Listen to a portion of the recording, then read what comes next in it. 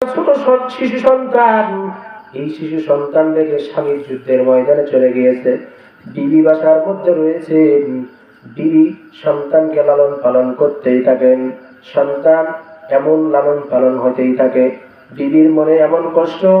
আল্লাহর পয়গম্বরের সাহাবী আবু তালহা রাদিয়াল্লাহু তাআলা আনহু, আবু তালহা রাদিয়াল্লাহু তাআলা আনহু সেই যুদ্ধের ময়দানে হাজির।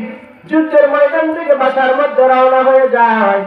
বাসার মধ্যে আসার পর স্বামী জানতে পারলেন স্বামী আজকে যুদ্ধের ময়দান থেকে বাসার মধ্যে আসবেন। বাসার মধ্যে আসলেন, স্বামী বাসার মধ্যে হাজির।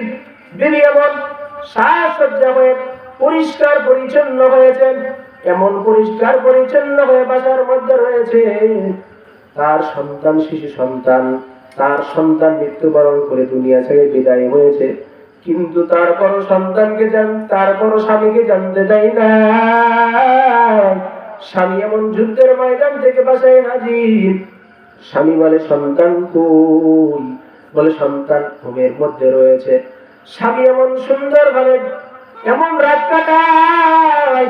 সকালবেলা তিনি বলেন, ও স্বামী, তুমি কি জেনেছো আল্লাহ পাক রব্বুল আলামিন যদি কোনো মানুষ তোমার কাছে কোনো জিনিস আমানত রাখে, এই আমানতটা রাখার পর যদি এই আমানতটা আবার তোমার থেকে ফেরত নেয়, তাহলে তুমি কি রাগ করবে নাকি খুশি হবে?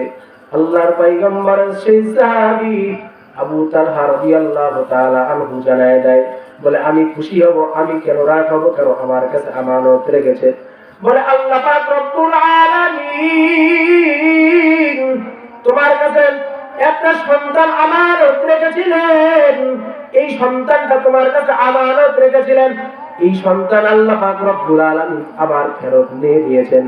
তুমি কি কষ্ট পাবে না? ফেরত দেওয়ার জন্য প্রস্তুত আছো?